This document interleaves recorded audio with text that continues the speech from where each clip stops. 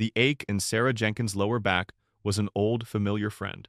It arrived around hour 10 of every 12-hour shift, a dull, persistent throb that no amount of shifting her weight in her worn-out Danskos could fully erase.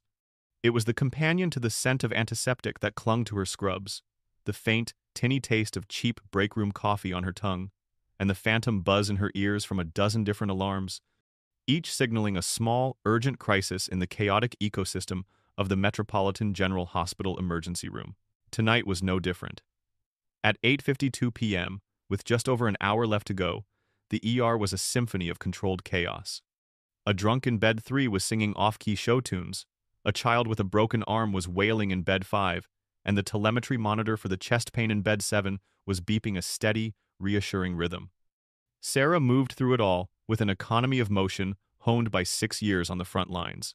A comforting word here, a swift IV insertion there, a shared, weary smile with a colleague. It was a life measured in fluid ounces and milligrams, in heartbeats per minute and breaths per minute. Her last patient of the evening was a 10-year-old girl named Lily Croft in the pediatric overflow section, a curtained-off corner of the main ER. She was a slip of a thing with wide, intelligent eyes and a mop of brown hair, in for a nasty reaction to a bee sting. Her airway was clear, the anaphylaxis halted by a shot of epinephrine, but she needed to be on a monitor for a few more hours as a precaution. Her father, Sarah had been told, was on his way. "How are we feeling, sweetie?" Sarah asked, her voice soft as she checked the girl's IV drip. "Itchy," Lily mumbled, her face still puffy, "and my throat feels weird." "That's the medicine and the sting, having a little argument," Sarah explained, deftly adjusting the flow rate. "But the medicine is winning, trust me." Lily offered a small, tentative smile. Okay. It was that smile, that small moment of human connection that Sarah held onto. It was the fuel. It was the reason she would come back tomorrow and do it all again. That was when the first sound came. It wasn't a gunshot, not at first.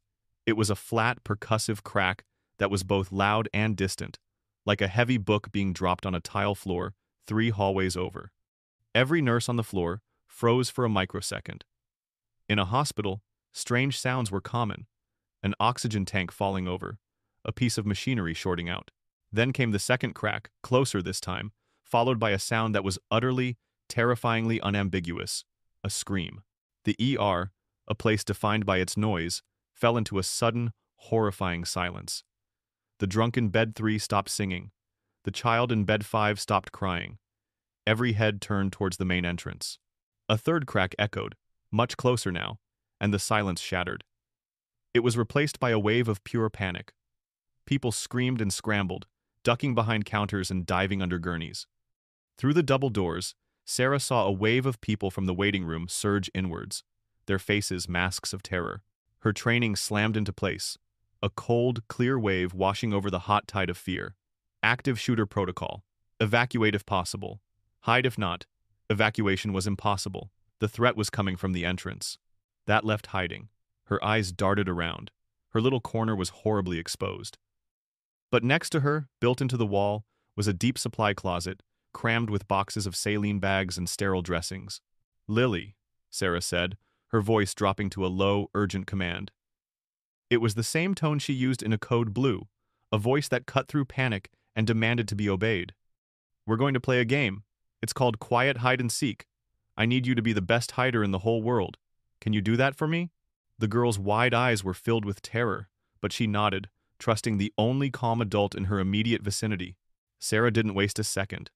She unhooked the IV pole from the wall mount, scooped the impossibly light child into her arms, and practically threw them both into the closet. It was cramped and smelled of cardboard and plastic. She pushed Lily behind a stack of boxes. "Stay down, and don't make a sound. No matter what you hear," Sarah whispered, her heart hammering against her ribs like a trapped bird. Another shot, this one just outside the curtain. A woman shrieked, a sound that was cut off with sickening finality. There was no lock on the inside of the closet door. It opened outwards.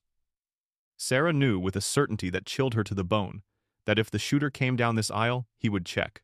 He would open the door. She made a decision in the space of a single, frantic heartbeat. She couldn't barricade it from the inside, but she could block it. She pushed the door until it was almost closed, leaving a crack just wide enough to see a sliver of the brightly lit chaos outside. Then she pressed her back against it, wedging her body between the unyielding metal door and a sturdy set of shelves. She braced her feet, making herself a human lock. The sounds were a nightmare collage. The rhythmic thump, thump, thump of heavy footsteps approaching. A low, guttural moan from somewhere nearby. The acrid smell of gunpowder, sharp and chemical, slicing through the familiar scent of the hospital. Through the crack, she saw him. A man in dark clothing, a long rifle held with practiced ease. His face was a blank, his movements calm and methodical. He wasn't frantic. He was hunting. He swept the rifle across the main ER floor, a place where Sarah had saved lives, now a stage for random, senseless death. His boots crunched on something. He paused, his head turning. He was looking directly towards their curtained-off corner. Sarah stopped breathing. Her entire world narrowed to the door pressing against her spine and the terrified silence of the little girl hiding behind the boxes. Don't let him see us. Don't let him choose this curtain. Please, God. Every muscle in her body screamed, coiled tight with a terrifying mix of adrenaline and dread. She could feel the cool metal of the door handle digging into her back. He took a step, then another. He was coming towards them. Behind her, Lily let out a tiny, involuntary whimper. The footsteps stopped. Sarah's blood ran cold. He heard her. This is it. He knows someone is in here. He's going to open the door. She closed her eyes, bracing for the impact, picturing the bullet tearing through the thin metal, through her body. All she could think was, stay behind me, stay small. A shout erupted from the other end of the ER. Police! Drop your weapon! The man outside her door hesitated. He turned away from the curtain, raising his rifle towards the new threat. The next few seconds were a deafening cacophony of thunderous reports, so much louder than the shooter's rifle. The sounds of a SWAT team, disciplined and overwhelming. The heavy thud of a body hitting the linoleum floor. Then, silence again. A different kind of silence this time, heavy and expectant. A new voice, clear and amplified. This is the police! If you are hiding, stay where you are. We are clearing the building. Sarah didn't move. Her body remained locked in place, a statue carved from fear. She stayed that way for what felt like an eternity, listening to the cautious footsteps of the officers, their clipped professional commands. It was only when she heard an officer call out, "All clear in the pediatric section," that she finally allowed her muscles to unlock. A wave of violent tremors racked her body. She slid down the door, her legs giving out, and landed in a heap on the floor. She took a ragged, shuddering breath, the first she felt she'd taken in 10 minutes. She turned and opened the door fully. Lily was huddled behind the boxes, her hands over her ears, tears streaming silently down her face. Sarah crawled to her, ignoring the screaming protest of her own nerves, and wrapped her arms around the small, trembling girl. "It's over," she whispered, her own voice hoarse and unfamiliar. "The game is over. You won. You were the best hider in the world." The next 24 hours were a surreal, sleepless blur. Sarah gave her statement to a grim-faced detective, the words feeling hollow and inadequate. She was sent home, but she couldn't rest. Every creak of her apartment building, every siren in the distance, sent a fresh jolt of adrenaline through her veins. The image of the shooter's blank face was burned onto the inside of her eyelids. She just sat on her sofa, wrapped in a blanket, watching the news coverage with a sense of profound detachment, as if it had happened to someone else. They called her a hero. The word felt strange, ill-fitting, like a coat 2 sizes too big. She had done what any nurse would have done. You protect your patient. It was the first and last rule. The call from the hospital came just after noon. Mr. Harrison, the hospital director, had requested her presence. His voice on the phone was uncharacteristically warm, almost effusive. Sarah put on a fresh set of scrubs, the only clothes that felt like armor, and drove back to the place that had been both a sanctuary and a slaughterhouse just the night before. Mr. Harrison's office was on the top floor, a world away from the controlled chaos of the ER. It had thick carpets, polished mahogany, and a panoramic view of the city. Harrison himself was a man who looked like he had been born in a suit, with a smile that never quite reached his eyes and a handshake that was all business. "Sarah, thank you for coming in," he said, his voice oozing practiced sincerity. "We are all so incredibly proud of you. Truly, an inspiration." Standing beside his desk were a man and a young girl. The girl was Lily Croft, who looked much better, her facial swelling gone down. She stood close to the man, her hand clutching his. The man was tall and impeccably dressed in a tailored charcoal suit that probably cost more than Sarah made in 2 months. His face was famous, one Sarah recognized from business magazines and tech blogs. Julian Croft, the billionaire founder of the software giant, Kronos. His expression was not one of corporate smoothness, however. It was one of raw, unguarded relief and profound gratitude. "Miss Jenkins," Croft said, his voice quiet but resonant. He stepped forward and extended a hand. His grip was firm. "I'm Julian Croft. There are no words to thank you for what you did for my daughter." Sarah glanced at Lily, who gave her a shy, watery smile. "I was just doing my job, sir," she said, the automatic, humble response feeling flimsy in the charged atmosphere of the room. "No," Croft said, shaking his head, his gaze intense. "You did more than your job. You put yourself between my little girl and a monster. My daughter, she's my entire world." He paused, composing himself. "I've been trying to think of how to show my gratitude. A check feels inadequate. A donation in your name feels anonymous." He took a step back, gesturing around the opulent office. "This hospital saved my daughter's life. First the doctors who treated her, and then you. But it's an old building. It's underfunded. I see it every time I'm here on the board of trustees." Mr. Harrison beamed, puffing out his chest slightly. "We do the best we can with the resources we have, Julian." Croft ignored him, his eyes still locked on Sarah. "I want to do something permanent, something that will save thousands of other children for decades to come. I've spoken with my foundation. We are prepared to fully fund the construction of a new, state-of-the-art pediatric wing, an entirely new building, the most advanced pediatric care and trauma center in the state." Sarah's breath caught in her throat. She was floored. A new wing would change everything. It would mean more beds, better equipment, shorter wait times. It would mean lives saved. "Sir, that's incredible," she stammered. "It's the least I can do," Croft said. "But I have one condition." He looked from Harrison back to Sarah. "It won't be named the Croft Pavilion or the Kronos Center. I want every person who walks into it, every sick child, every worried parent, every dedicated staff member, to know why it's there.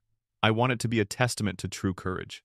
He paused for effect, a small, genuine smile finally breaking through his serious demeanor. "We're going to call it the Sarah Jenkins Wing." The silence in the room was absolute. Sarah felt the blood rush to her ears. She stared at him, utterly speechless. It was an absurd, impossible thought. Her name? On a building? She was just a nurse. A good one, she hoped, but one of thousands who clocked in, worked their tails off, and went home with an aching back. Mr. Harrison, however, looked like he had just won the lottery. He clapped his hands together, his corporate smile wider than ever. "Julian, that is a magnificent, truly fitting gesture. Magnificent. Sarah, what do you say?" What could she say? She looked at Lily, who was now beaming, her earlier fear replaced with pure admiration. She looked at Julian Croft, a father whose gratitude was so immense he was literally moving mountains for her. She felt a swell of emotion so powerful it almost brought her to her knees, disbelief, humility, and a profound, soaring sense of hope. For that one perfect moment, it felt like the world had rebalanced itself. It felt like the goodness she had put out into the world had come back to her, 100-fold. I don't know what to say," she finally managed, her voice thick with unshed tears. "Thank you. Yes, thank you." It felt like the end of the story, a fairy tale ending written in brick and mortar. She had no way of knowing it was only the beginning. Section 3A. The Administrator's Concerns. 2 days passed in a whirlwind of local news coverage. A reporter ambushed Sarah outside her apartment, and she gave a few clumsy, humble quotes. Her picture was in the paper, smiling awkwardly next to a rendering of the proposed wing. Her colleagues patted her on the back, their smiles genuine. For 48 hours, she was the undisputed hero of Metropolitan General. The illusion shattered on Wednesday morning. She was summoned to Mr. Harrison's office again. This time, there was no Julian Croft, no beaming smiles. The heavy door clicked shut behind her, and Harrison gestured for her to sit in one of the leather chairs opposite his desk. He steepled his fingers, his expression one of carefully calibrated solemnity. "Sarah," he began, his voice losing the effusive warmth it had held 2 days prior. "We need to talk about the new wing. Specifically, the naming." Sarah frowned. "I thought Mr. Croft was very clear." He was, Harrison said quickly, waving a dismissive hand. And his generosity is, of course, unprecedented. But there are complexities, optics we must consider, matters of protocol. He leaned forward, his voice dropping to a conspiratorial whisper. The board and I have been talking. Naming a major medical wing after a current staff member, particularly a nurse, is, well, it's also unprecedented. It sets a certain precedent.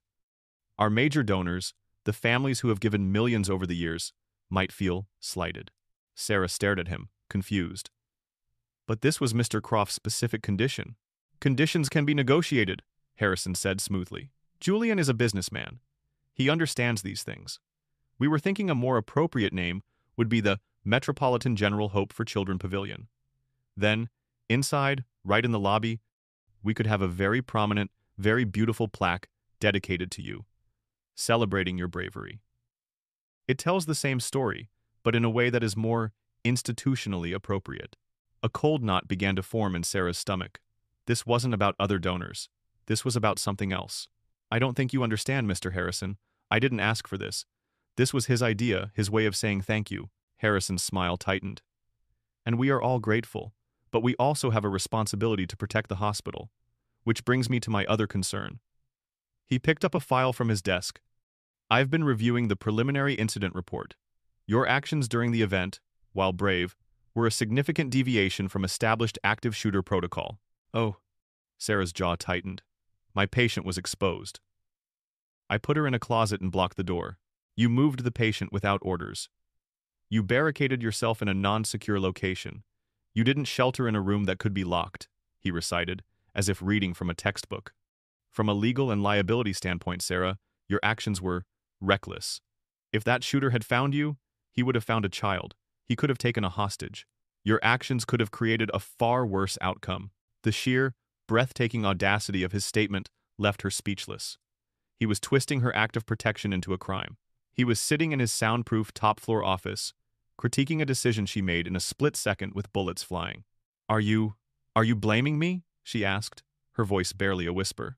Of course not, Harrison said, raising his hands in a gesture of false placation. I'm merely explaining the hospital's position. We cannot be seen to be rewarding actions that go against official safety policy. It creates an enormous liability. Can you imagine the lawsuits if something had gone wrong? That's why the plaque is the perfect compromise. We honor your good intentions without officially endorsing your methods. It's cleaner. It protects everyone. It protects the hospital, she thought, the cold knot in her stomach hardening into a block of ice. It protects you. He wasn't a leader. He was an administrator. And he was trying to manage this miracle, this incredible gift, by stripping it of its meaning and its soul, all to avoid a hypothetical lawsuit. The rage began as a slow, quiet burn. Section 3B. The official investigation. The next phase of Sarah's ordeal felt like a slow, methodical dissection. She was called for a formal interview, not with the friendly detective from the night of the shooting, but with two different, stone-faced detectives and a woman from the hospital's risk management department named Miss Albright, whose smile was as thin and sharp as a scalpel. They didn't meet in an office. They put her in a sterile, windowless conference room, the kind used for depositions. The interview was recorded. It wasn't a conversation. It was an interrogation. Miss Jenkins, please state for the record your official title and years of service at Metropolitan General, the lead detective began, his voice flat. She complied. And you are familiar with the hospital's Code Silver active shooter protocols? Miss Albright chimed in. Yes, we have an online training module every year. And that module states that in the event of a shooter, staff should, if unable to evacuate, shelter in the nearest lockable room, correct? Yes, but the nearest lockable room was the medication dispensary, 50 feet down the main hallway, in the direction of the gunfire. So, you made a judgment call to disregard the protocol? The second detective asked, scribbling a note. He didn't look up.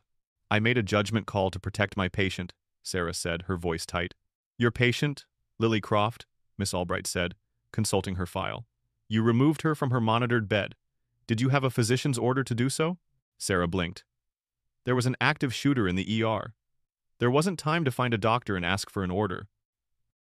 And so you unhooked a pediatric patient from her cardiac and oxygen saturation monitors without medical authorization? Miss Albright pressed, her tone suggesting Sarah had committed a grave medical error. To save her from being shot? Sarah shot back, her composure beginning to fray. The lead detective held up a hand. Let's just stick to the facts, ma'am. You moved the patient. You placed her in a supply closet. Was this closet on the list of approved shelter-in-place locations? It's a closet, I don't think it's on any list. And the door had no lock, correct? Correct. So to secure the location, you used your own body as a barricade? Yes. Are you certified in tactical response, Miss Jenkins? Have you had any training in how to properly barricade a door during a hostile event? Miss Albright asked. I'm a registered nurse. So that would be a no, the second detective muttered, still scribbling. The questions went on for 2 hours. They picked apart every decision, every instinct, twisting it all through a dispassionate lens of liability and protocol. They made her feel incompetent. They made her feel reckless. They took the purest, most selfless act of her life and painted it as a series of procedural violations. By the time she walked out of the room, the title of hero felt like a cruel joke. She felt like a suspect. She was beginning to understand Harrison's strategy. He wasn't just going to refuse to name the wing after her. He was building a case to prove she never deserved it in the first place. Section 3. C. The whispers in the hall. The frost from the executive suite began to creep down into the hospital floors. The backpats and celebratory smiles from her colleagues were replaced by something else. Hesitant glances, awkward silences when she approached the nurse's station, a sudden quiet in the break room when she walked in. The source of the poison was Brenda, a senior nurse with 20 years on the job and a perpetually sour expression. Brenda had always viewed Sarah's cheerful competence and easy rapport with patients as a personal affront. Now, with Sarah in the spotlight, Brenda's long-simmering resentment had found its voice. Sarah first overheard it near the linen carts.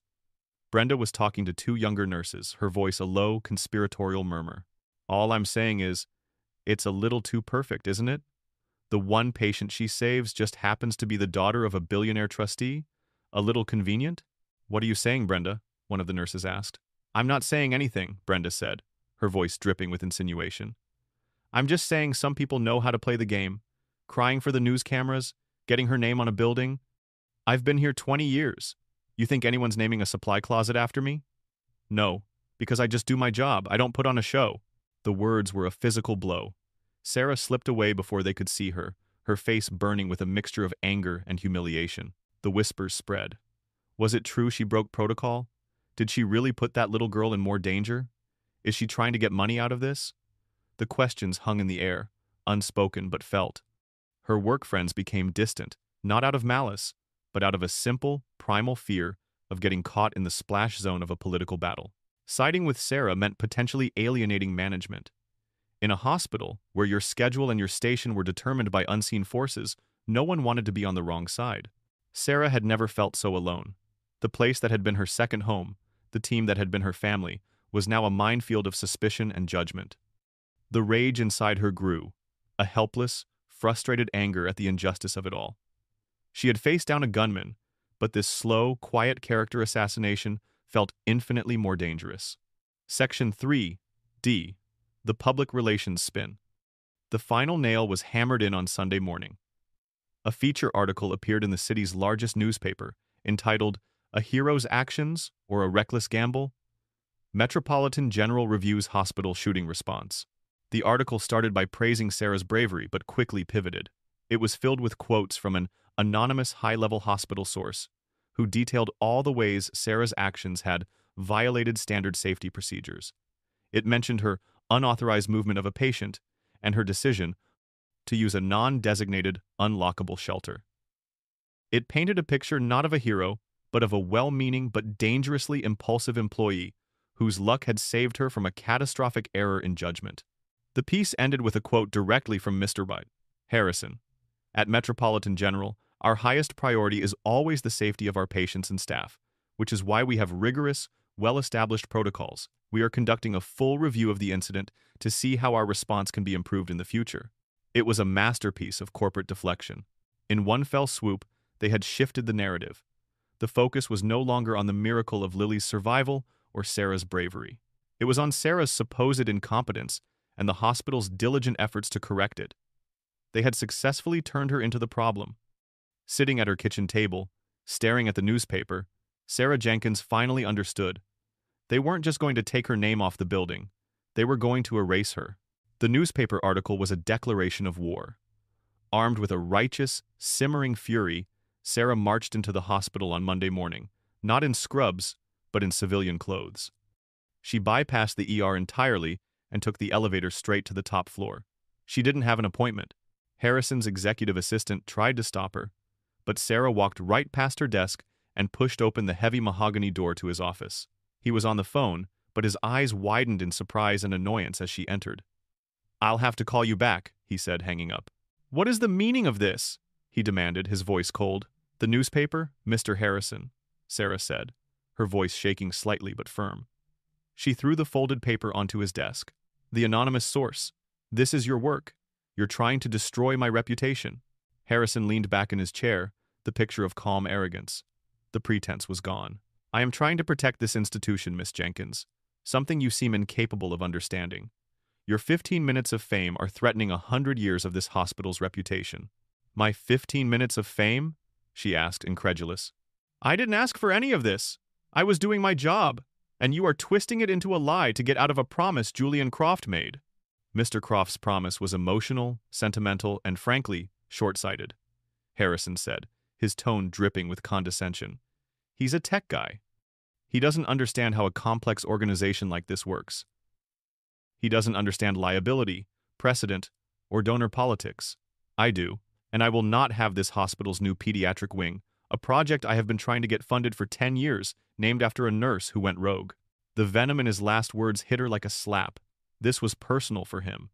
Her name on that building was an affront to his authority, his sense of order. "So, you'll just lie?" Sarah challenged.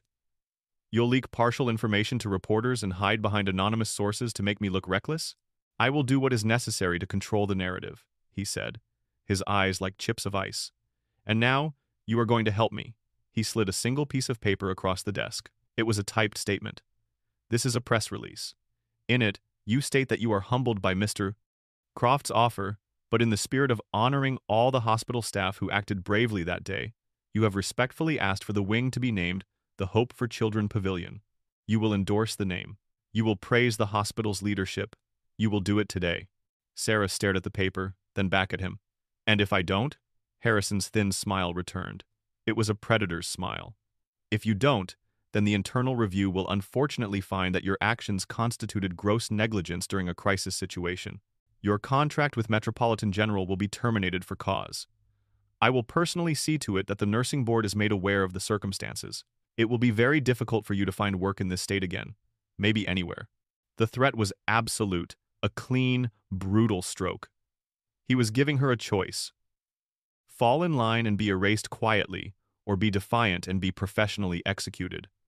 The rage that had been simmering inside her for days suddenly fizzled out, replaced by a cold, hollowing despair. She had fought a man with a gun, but how could she fight this?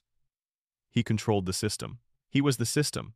She left his office without another word, the typed statement clutched in her hand. She walked through the halls of the hospital, the place she had poured her heart and soul into, and felt like a ghost. That night, her phone rang. It was Julian Croft. "Sarah," he said. His voice was different. The warmth was gone, replaced by a cool, cautious distance. "My team has been keeping me appraised of the situation. This is getting more complicated than I anticipated." "He's threatening to fire me and ruin my career, Mr. Croft," Sarah said, her voice flat, devoid of emotion. There was a pause on the other end of the line. "Look, Harrison is a bureaucrat, but he's not wrong about the legal exposure. My board, they're concerned. Associating the company's philanthropic arm with a public employee dispute is bad for our stock. It's messy." Sarah felt the last bit of hope drain out of her. "So that's it? You're backing down?" "I'm not backing down," he said, though it sounded exactly like that's what he was doing. "I'm being pragmatic. Perhaps Harrison's idea of a different name isn't the worst thing in the world. The wing still gets built. The kids still get the best care. That's the important thing, right? My donation was never about one person. It was about the greater good. The greater good." The same empty phrase Harrison had used. It was the excuse powerful men used to justify abandoning the people they were supposed to be protecting. He wasn't her ally. He was just another man in a suit looking for the cleanest exit. "I have to go, Mr. Croft," she said quietly, and hung up the phone before he could reply. She sat in the darkness of her apartment, the silence pressing in on her. She felt utterly and completely alone. She had done the right thing, and in return, her life was being systematically dismantled. Maybe Harrison was right. Maybe she should just sign the paper, disappear, and try to salvage what was left of her career. The fight was over. She had lost. Sarah spent the next day in a fog of defeat, cleaning out her locker at the hospital, preparing to surrender. She packed her favorite stethoscope, the pictures of her family, the silly get-well card a patient had drawn for her years ago. Each item was a memory of a life she was about to lose. She was just folding her spare set of scrubs when a voice behind her made her jump. "They're really doing it then? Running you out?" She turned to see Dr. Evans, a young, kind-eyed resident she'd always liked. He had been on duty during the shooting, working frantically to save a man who'd been shot in the chest. "Looks that way," Sarah said, her voice heavy. Dr. Evans looked down the empty hallway, then back at her. He lowered his voice. "What you did, Sarah? You were the only one who didn't freeze. You just acted. I saw you get that little girl into the closet just before I had to hit the deck myself." He took a deep breath. "Harrison is selling this story about you breaking protocol. It's garbage. You know why no one followed the protocol to shelter in the medication room? Because the electronic lock on that door has been broken for 6 months. We've filed half a dozen maintenance requests. Management said it wasn't in the budget to fix." Sarah stopped what she was doing. She stared at him. "What? And the code silver alert?" he continued, his anger growing. "It never even activated in our wing. The system went down during a software update 2 weeks ago and was never properly reset. We were on our own. There was no protocol to follow. There was just you. Harrison knows it. He's burying it. He's making you the scapegoat to cover up the hospital's own negligence." A single, powerful spark ignited in the cold ashes of Sarah's despair. It wasn't just a lie. It was a cover-up. He wasn't just protecting the hospital from a hypothetical liability. He was protecting it from a real one. Everything shifted. This was no longer just about her name or her job. It was about the truth. She looked at Dr. Evans, a new, hard light in her eyes. "Will you testify to that?" He hesitated, the fear clear on his face. Then he gave a firm nod. "If it comes to it, yes." Bolstered, Sarah walked out of the hospital, leaving her half-packed locker behind. She went home and called Julian Croft. His assistant tried to block her, but Sarah's voice had a new authority. "Tell him if he doesn't take this call, the New York Times will be my next one."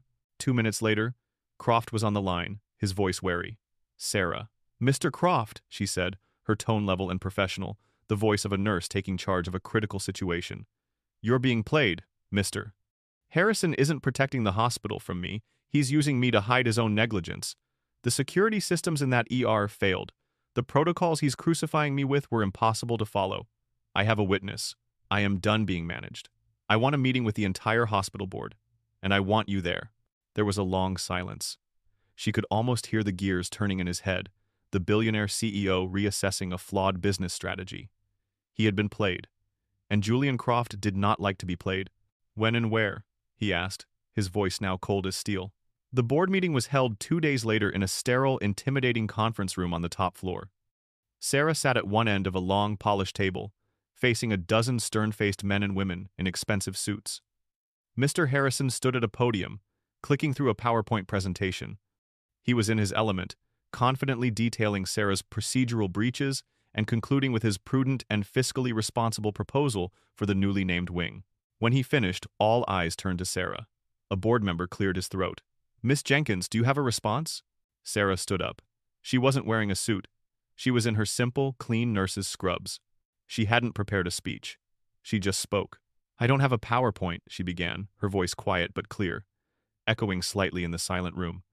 "I can't talk to you about liability or donor politics, but I can tell you what it was like in the ER that night. I can tell you about the smell of fear. It smells like sweat and iron. I can tell you about the sound of a mother wailing when she finds out her son didn't make it." She looked from face to face. "Mr. Harrison talks about protocols. The protocol was to shelter in a locked room. He didn't mention that the lock on that door has been broken for 6 months. He talks about the code silver alert. He didn't mention that the system never went off in our wing. There was no protocol. There was only chaos, and a 10-year-old girl who was looking to me to save her." Her voice grew stronger, filled with a passion that came from a place deeper than anger. "You sit in this room and you talk about managing narratives? I've managed the bleeding of a man with a gunshot wound to the chest. You talk about stakeholder confidence. I've had to gain the confidence of a terrified child who thinks she's about to die. Your job is about protecting the building. My job is about protecting the people inside it. And on that night, I did my job. The room was utterly still. Harrison's face was pale. She's lying, he sputtered. The systems were operational. The conference room door opened. Julian Croft strode in, followed by a woman carrying a briefcase. He didn't look at Harrison. He looked at the chairman of the board. She's telling the truth, Croft said, his voice flat and dangerous. My cybersecurity team has spent the last 48 hours reviewing your hospital's IT logs. The Code Silver alert system for the ER was, in fact, offline. And this, he said, nodding to his associate, who placed a thick file on the table, is a forensic accounting report I commissioned. It shows a pattern, over the last 3 years, of Mr. Harrison repeatedly diverting funds earmarked for security and infrastructure upgrades into an unaudited executive bonus pool. A collective gasp went through the room. Harrison looked like he had been struck by lightning. Croft walked to the head of the table, an apex predator taking control. So here is my new offer. My foundation will still build your pediatric wing. We will also fund a complete, top-to-bottom overhaul of this hospital's security infrastructure. And we will establish a $1 million annual grant for nursing equipment and continuing education. He paused, letting the weight of his offer sink in. But this offer is contingent on 2 things. 1, Mr. Harrison is removed from his position, effective immediately. And 2, he turned and looked directly at Sarah, a newfound respect in his eyes. The new building will be named the Sarah Jenkins Wing. You have 1 hour to accept. After that, I will be holding a press conference to release this accounting report to every news outlet in this country. Your choice. Checkmate. The fallout was swift and absolute. Before Julian Croft's hour was up, Mr. Harrison was seen leaving the hospital with a box of his personal effects, his face a mask of gray fury. The board, cornered and utterly exposed, issued a statement accepting Croft's transformative and generous gift under all of his specified terms. The whispers in the hallways changed overnight. Suspicion was replaced by awe, resentment by shame-faced respect. Brenda actively avoided eye contact with Sarah for a week before quietly requesting a transfer to another department. Dr. Evans gave her a simple, grateful nod from across the nurses' station. The quiet support felt more real than any of the loud, fickle praise that had come before. A few weeks later, Sarah was finishing up a shift when she saw a familiar small figure waiting for her by the hospital entrance. It was Lily Croft. The girl ran to her, clutching a piece of paper. "I made this for you," she said, holding it up. It was a child's drawing, rendered in crayon. It depicted 2 figures in a dark closet. One was small and huddled in a corner. The other was larger, standing with its back to the door, arms spread wide as if it had wings. Over the larger figure's head, Lily had drawn a bright yellow halo. Sarah felt a familiar lump form in her throat. She knelt and hugged the little girl tightly. "It's the most beautiful thing I've ever seen," she whispered. That simple, crayon drawing, that quiet moment of connection, meant more to her than any name carved into stone. 6 months later, the sun was bright on the construction site next to Metropolitan General. A crowd had gathered for the official groundbreaking ceremony. Politicians and hospital board members stood on a small stage before a large sign that read, "Future Home of the Sarah Jenkins Pediatric Wing." Julian Croft gave a speech, not about money, but about courage and integrity. He invited Sarah to the stage, but she had politely declined. She didn't belong up there with the people in suits. She stood in the back of the crowd, anonymous and content, flanked by 2 other ER nurses who had come with her. They watched as the dignitaries dug their ceremonial golden shovels into the dirt. It was a victory, sharp and clean and satisfying. But as she watched them, Sarah glanced at her watch. It was 6:45 p.m. Her shift started in 15 minutes. She gave a small, determined nod, more to herself than to anyone else. The fight had been won. The name was on the sign. But the real work, the work that truly mattered, was waiting for her back inside those hospital doors. She gave her friend's arms a squeeze, turned away from the ceremony, and walked back toward the entrance, ready for whatever the night would bring.